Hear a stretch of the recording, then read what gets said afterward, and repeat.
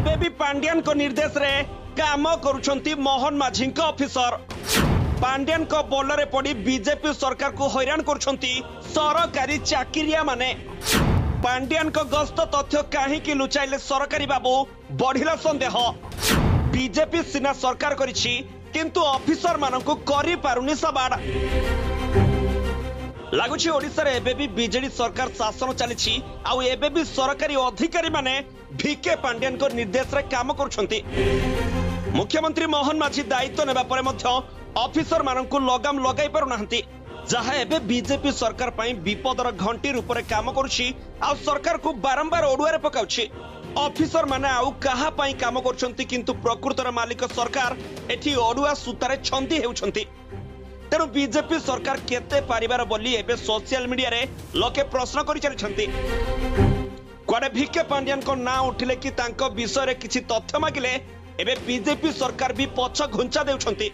नवीन सरकार समय 2019 रु 2024 मध्य रे केउ आईएएस ऑफिसर विदेश गस्त करिछंती ताहार तथ्य मागिथिले सूचना अधिकार कर्मी प्रदीप प्रधान, किंतु आरटीआई रे जे तथ्य मिलिछि ताहा एबे संदेह सृष्टि करिछि।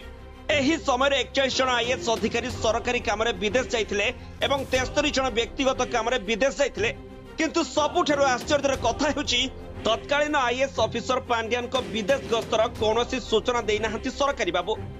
2023 जुलाई रे तत्कालीन मंत्री तुषार कांति बेहरा सह 5 जन आईएएस ऑफिसर अमेरिका गस्त करथिले। तबे एही टीम रे थिले भिके पांड्यान।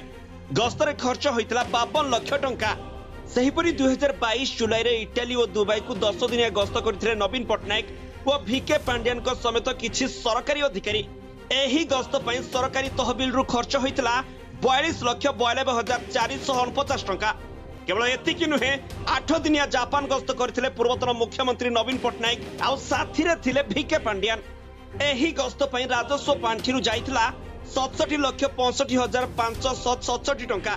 तबे एही दुईटी गस्तरे भी थिले भिके पांड्यान, किंतु आश्चर्यर कथा और विडंबनार विषय एही तथ्य देउनाहंती सरकारी बाबू माने।